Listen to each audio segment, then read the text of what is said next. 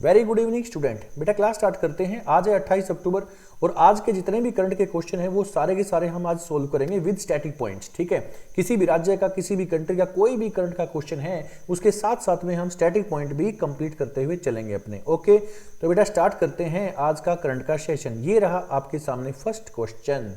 देखिए, हाल ही में किस देश के द्वारा अंतरिक्ष स्टेशन के लिए अपना सबसे कम उम्र का दल रवाना किया गया है? Recently which country has sent its youngest crew to the space station? देखो बेटा, ये देश कौन सा है? ये देश है चाइना। चाइना बेटा कमाल कर रहा है, अभी सभी क्षेत्र में चाइना बहुत आगे है ना। तो बेटा चाइना ने अभी, आंसर इसका चाइना है बेटा। चाइना ने अभी भी, ये जो 3 आदमी दिख रहे हैं ना, इनको अभी अंतरिक्ष स्टेशन के लिए रवाना कर दिया है। ये जो 3 आदमी हैं इनको अंतरिक्ष स्टेशन के लिए इनको भेज दिया गया है। ठीक है ना। अभी पिछले 6 महीने से जो अंतरिक्ष स्टेशन में स्पेस सेंटर जो है इनका, वहां पर जो और लोग थे जिनको छोड़ा गया था वो वापस आ जाएंगे, उनके बदले ये 3 वहां पर जाएंगे, है ना। इन तीनों के नाम देखिए क्या है बेटा। इनके नाम मैं यहां पर लिखता हूं। एक का नाम है तांग हांगबे, तांग होंग बे। दूसरे का नाम है तांग तांग शेंगजी और तीसरे का नाम है बेटा जियांग शिनलिन, जियांग शिन लिन। इनमें से ये जो तांग होंगबे है ये काफी अनुभवी, काफी इनको एक्सपीरियंस है, पहले भी ये ऐसे कई काम कर चुके हैं, तो इनको इनकी लीडरशिप में इनको भेजा गया है। ठीक है, तांग होंगबे, तांग शेंगजी और जियांग शिनलिन, इनको भेजा गया बेटा। ठीक है, और देखिए ये कहां से, ये सैटेलाइट में कहां से इनको ये भेजा गया है? इनका जो लॉन्च सेंटर है वो कहां पर है बेटा? देखिए इनका है गोबी डेजर्ट के अंदर। कहां पर है ये? गोबी रेगिस्तान में है। ये अपना सैटेलाइट वगैरह कहां से करते हैं बेटा? गोबी डेजर्ट, गोबी रेगिस्तान, गोबी रेगिस्तान यानी इंग्लिश में देखिए गोबी डेजर्ट। गोबी डेजर्ट से अपने सैटेलाइट वगैरह ये सब ये लॉन्च करते हैं। तो वहीं से गोबी डेजर्ट में स्थित जीव कवान सैटेलाइट, देखो किस सैटेलाइट से, सैटेलाइट का नाम भी लिख रहा हूं, जीव कवान। ये जीव कवान जो सैटेलाइट है बेटा, उससे इन्होंने अपना इस सेंट्रल जीव कवान सेंटर से लॉन्च किया है बेटा। इनसे, है ना, लॉन्ग मार्च 2F रॉकेट के जरिए, देखो रॉकेट कौन सा है मैं यहां पे लिखता हूं रॉकेट का नाम, सुनिए, long March 2F, long March 2F rocket है ये। ठीक है, rocket, long March 2F rocket के जरिए इन्होंने शेनझोउ 17 अंतरिक्ष यान, अंतरिक्ष यान भी मैं लिख रहा हूं बेटा,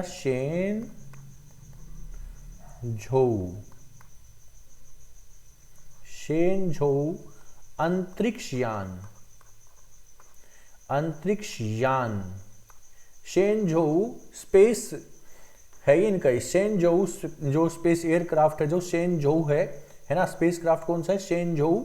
इसके जरिए इनको भेजा गया, शेनझोउ अंतरिक्ष यान के जरिए। रॉकेट कौन सा? लॉन्ग मार्च 2F रॉकेट है।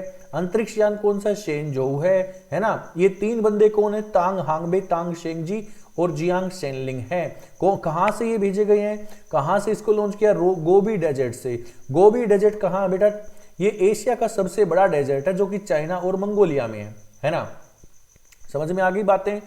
तो बेटा चाइना ने अभी अपने 3 बंदों को कहां पर भेजा? अंतरिक्ष स्टेशन में, अंतरिक्ष स्टेशन के लिए अभी रवाना कर दिया है। पिछले 6 महीनों से जो आदमी वहां पर हैं उन्होंने वापस आएंगे, ये उनके स्थान पर जाएंगे, है ना। इनके नाम है तोंग होंगबे, तांग शेंगजी, जियान शिनलिंग। अंतरिक्ष यान का नाम सुन लीजिए फिर से क्या है? शेनझाओ, है ना। रॉकेट का नाम Long March 2F। Okay, Gobi desert, Gobi desert, ठीक है ना। डेजर्ट कौन सा? गोबी डेजर्ट है। चलो आगे बढ़ते हैं। Question number 2। किस राज्य केंद्र शासित प्रदेश में सेना करना है बेटा? केंद्र शासित प्रदेश में सेना, ठीक है ना, यानी हमारी जो आर्मी फोर्स है, सेना की पहली वर्टिकल विंड टनल स्थापित की है। बेटा वर्टिकल विंड होती है सीधी वर्टिकल, देखो इस तरह से, ये वर्टिकल विंड है इस तरह से, है ना, ये इधर भी शीशा है इधर भी शीशा है, तो ये ग्लास की बनी हुई है बेटा, वर्टिकल यानी सीधी, है ना। नीचे यहां पर इसके फैन लगा हुआ है जो कि ऊपर की तरफ हवा फेंक रहा है। ये जो बंदे हैं ना, इनको ऐसा लगेगा कि ये हवाई जहाज से जंप कर रहे हैं, इसीलिए ये ट्रेनिंग देने के लिए, हवाई जहाज से कूदने की ट्रेनिंग देने के लिए ये वर्टिकल जो टनल है, वो विंड टनल है, ये बनाई गई है ना। जो आर्मी चीफ हैं, जो मनोज पांडे जो हैं, उनके द्वारा ये अभी इसका उद्घाटन किया गया है। कहां पर? हिमाचल प्रदेश में। कहां पर बेटा? हिमाचल प्रदेश में। किस राज्य या केंद्र शासित प्रदेश में सेना की पहली वर्टिकल विंड स्थापित की गई है? टनल है ये हिमाचल प्रदेश में स्थापित की गई है। आर्मी के जो जनरल है मनोज पांडे के द्वारा उद्घाटन किया गया है। इससे ये प्रैक्टिस करेंगे, हवाई जहाज से कूदने का जो अनुभव होता है ना, हवाई जहाज से जंप लगाने का जो भी एक्सपीरियंस होता है, जो अनुभव होता है, वो ही इनको यहाँ पर होगा, इनका डर निकलेगा, है ना। ये बड़ा अच्छा काम यहाँ पर किया है उन्होंने। काफी ऐसे होते हैं जो कि हवाई जहाज से जब जंप लगाते हैं तो उनका जो डर इतना होता है, तो वो डर निकालने के लिए ऐसी चीज ये बनाई गई है। ये कहाँ पर बेटा? हिमाचल प्रदेश के अंदर। हिमाचल प्रदेश का एक जगह है बकलोह। हिमाचल प्रदेश में जगह भी बताऊं बेटा, बकलोह, ये जगह है बकलोह हिमाचल प्रदेश के अंदर। यहां पर ऐसा ये किया गया है, मनोज पांडे के द्वारा ये काम किया गया है ना।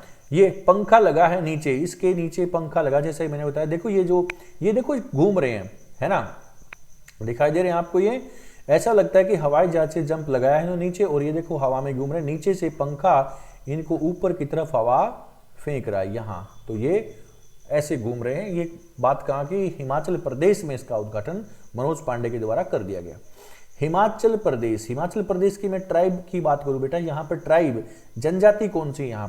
यहाँ पर जनजाति है लाहौली, और दूसरी कौन सी है? गद्दी जनजाति, लाहौली जनजाति, है ना। ये यहाँ पर ट्राइब है हिमाचल प्रदेश के अंदर। यहाँ पर रोहिला नेशनल पार्क है, रोहिला, और खीर गंगा, है ना। ये दो चीजें, दो नेशनल पार्क वहाँ हिमाचल प्रदेश के अंदर है। यहाँ पर रोहतांग पास है, एक दर्रा है बेटा, रोहतांग पास है यहाँ पर, है ना। यहाँ पर बड़ा लाचा पास है ना। यहाँ पर शिपकीला पास है, शिपकीला पास। दर्रा पास क्या होता है बेटा? दर्रा। रोहतांग दर्रा, बड़ा लाचा दर्रा, शिपकीला दर्रा, ये दर्रे होते हैं जिनसे कोई भी दो पहाड़ियों के बीच में छोटा सा एक रास्ता होता है, जिसको दर्रा कहा जाता है, जहां से कुछ नदियां निकल जाती हैं, जहां से कुछ विदेशी हमारे देशों में आए थे, है ना, तो ये इनको दर्रे बोलते हैं बेटा।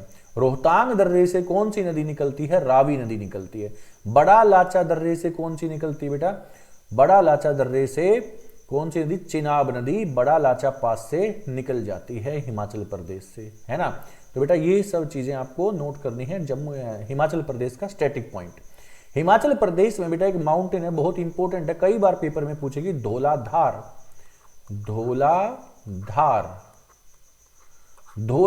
माउंटेन। यहां पर फिर लिखता हूं हिंदी में, धौलाधार। ये धौलाधार पर्वत कौन से राज्य में है? ये धौलाधार पर्वत हिमाचल प्रदेश के अंदर है। ओके, चलो क्वेश्चन नंबर 3।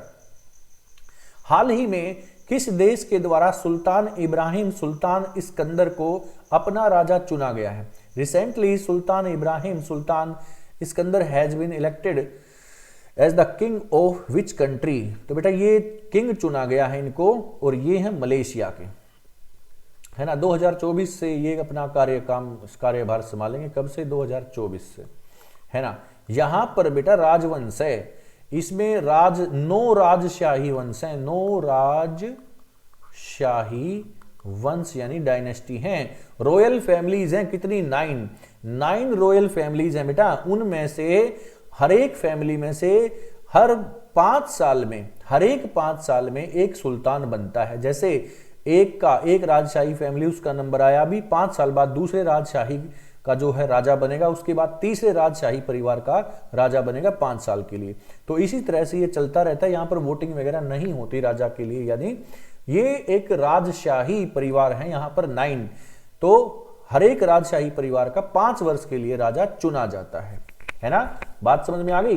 तो इस तरह से मलेशिया के ये सुल्तान अभी चुने गए। मलेशिया की कैपिटल कौन सी बेटा? मलेशिया की कैपिटल है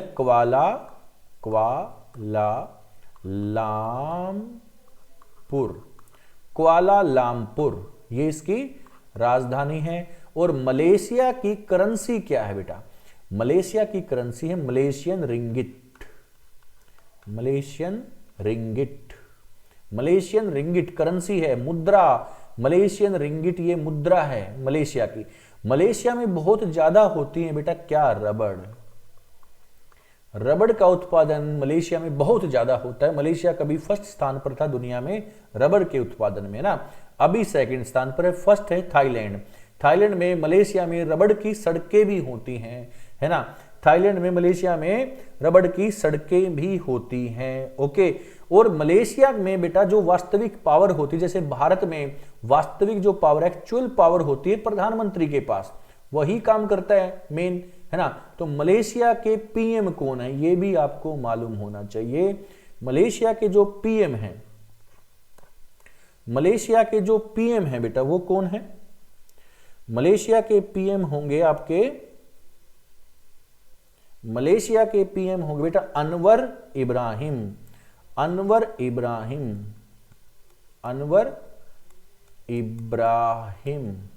ये हैं भाई प्रधानमंत्री मलेशिया के। ध्यान रखना ये वास्तविक पावर है, इनके हाथ में वास्तविक पावर होती है। राजा तो बस संकेत मात्र का काम करता है ना, साइन का काम करता है। जैसे भारत में राष्ट्रपति, ऐसे ही मेन पावर जैसे भारत में प्रधानमंत्री नरेंद्र मोदी के हाथ में है, ऐसे ही मलेशिया के भी अनवर इब्राहिम प्रधानमंत्री हैं जिनके हाथ में मेन पावर रहेगी। वहां की राजधानी कुआलालंपुर और वहां की मुद्रा करेंसी है रिंगिट।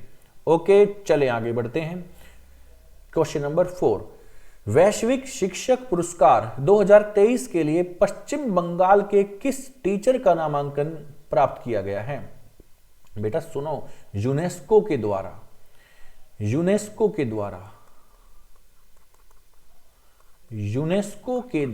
और दुबई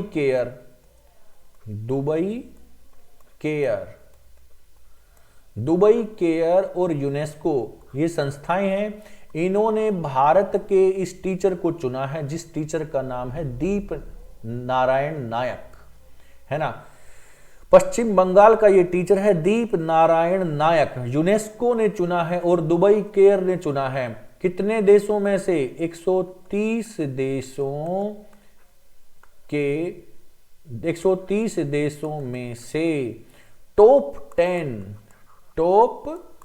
10 टीचर को सिलेक्ट किया गया है। जो टॉप 10 में इनका नामांकन आया है, नॉमिनेट हुए हैं टॉप 10 के लिए, है ना।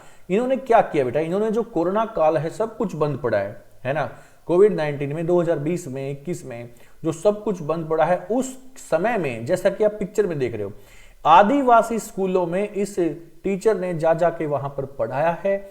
घरों में, गली मोहल्लों में, सड़कों पर इनको एक टाइटल दिया गया, सड़कों का टीचर, गरीबों का टीचर या सड़कों का अध्यापक। किसको बोला गया?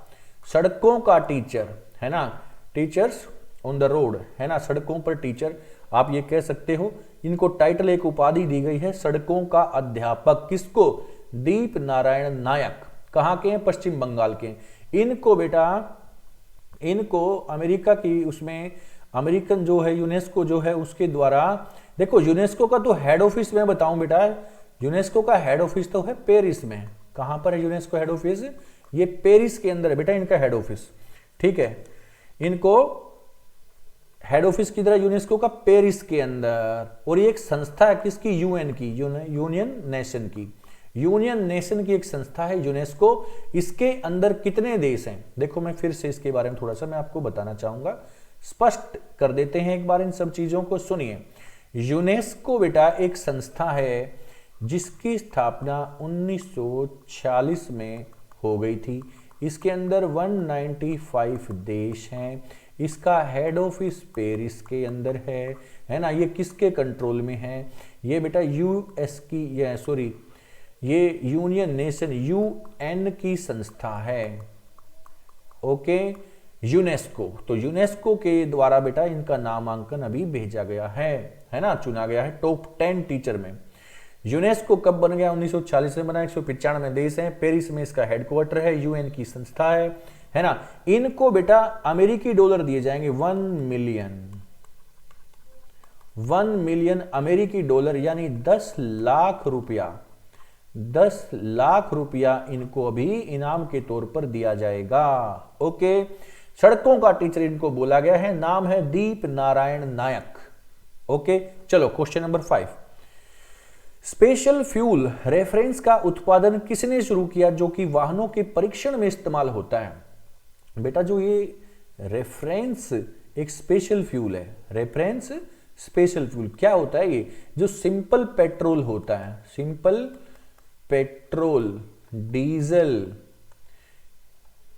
डीजल से काफी अच्छा फ्यूल होता है ये।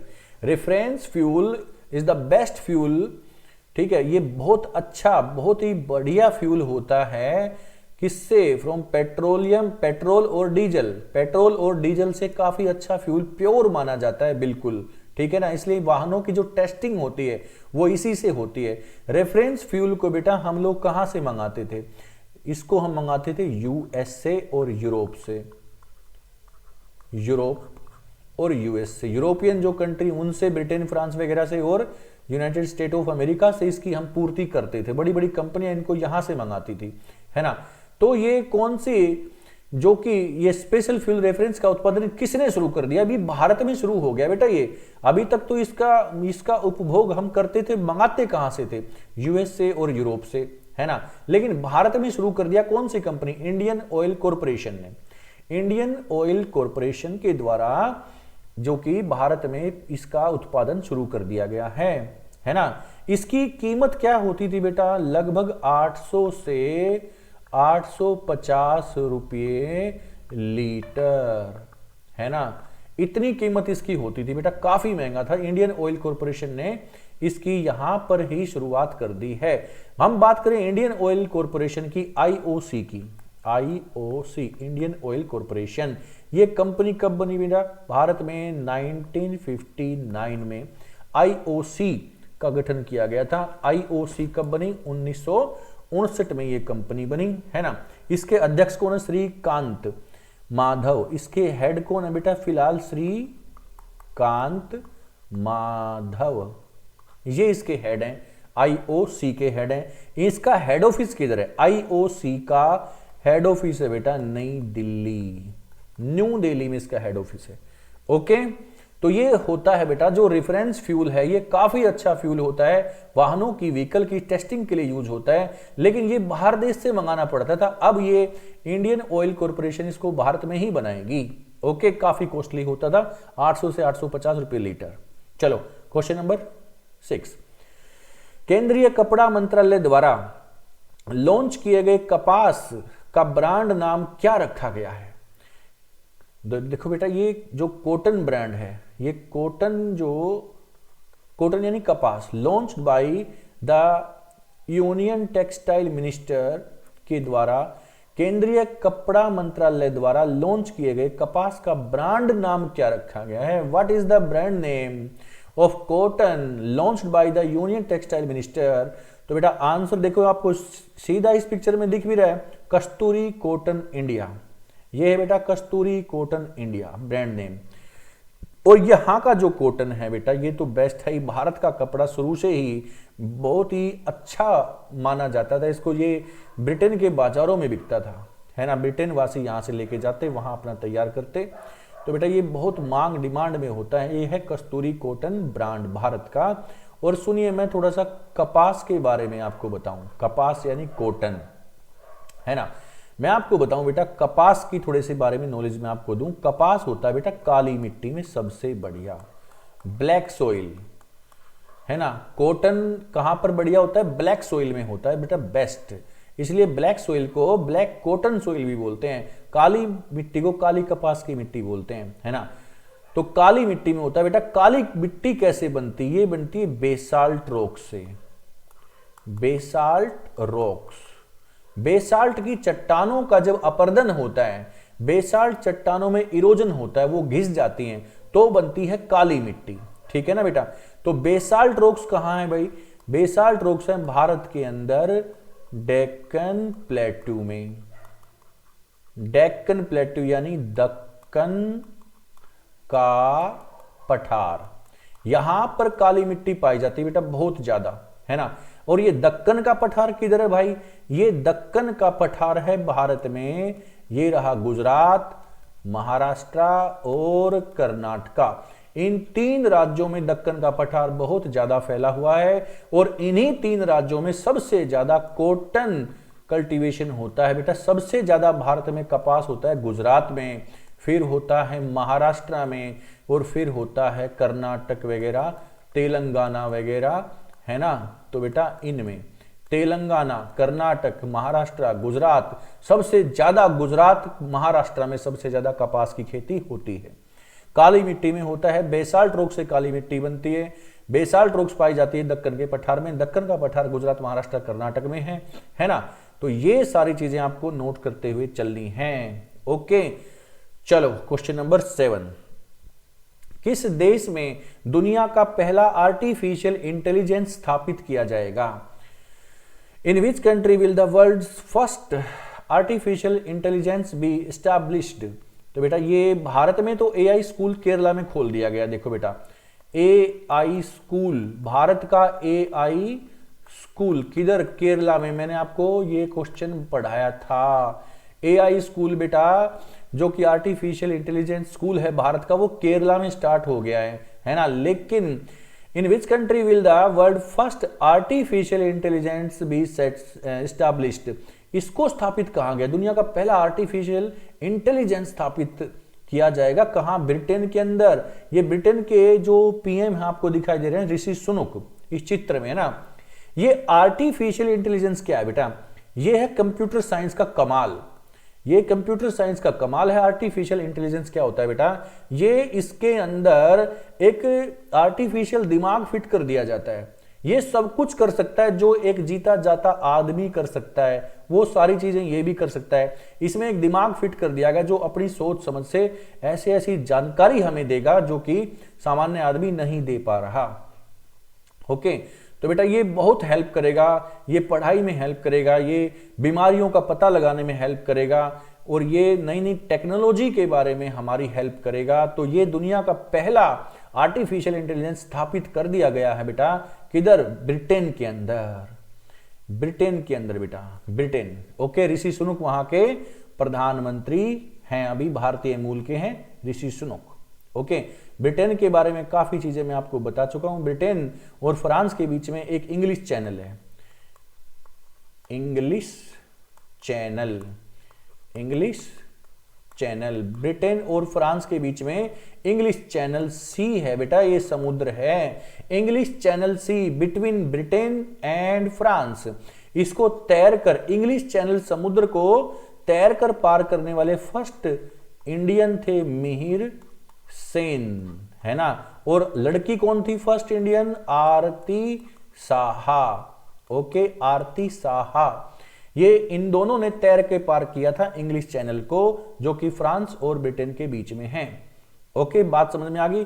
कैपिटल कौन सी है? लंदन। लंदन किस नदी के किनारे है? लंदन है थेम्स नदी के किनारे, या टेम्स नदी के किनारे लंदन है। लंदन ब्रिटेन का सबसे बड़ा शहर है, कैपिटल है इंग्लैंड की। ओके, वहीं पर मैनचेस्टर सिटी है जो कि वहां का बहुत बड़ा इंडस्ट्रियल एरिया है ना। टेक्सटाइल इंडस्ट्रीज वगैरह मैनचेस्टर में स्थापित हैं। ऐसे ही हमारे जो नॉर्थ इंडिया में कहां पर है? कानपुर के अंदर है। साउथ इंडिया में कोयम्बटूर है। नॉर्थ इंडिया का मैनचेस्टर कानपुर है ना। साउथ इंडिया का मैनचेस्टर कोयम्बटूर है, और पूरे भारत का मैनचेस्टर अहमदाबाद है। जापान का मैनचेस्टर कौन सा है? ओसाका। बेटा ये क्वेश्चन हरियाणा का जो कि सब इंस्पेक्टर का पेपर है उसमें क्वेश्चन पूछा गया था लास्ट ईयर। ओसाका, है ना। फिर लिख देता हूं, Osaka is the Manchester of Japan. Japan का मैनचेस्टर बेटा ओसाका को हम बोलते हैं।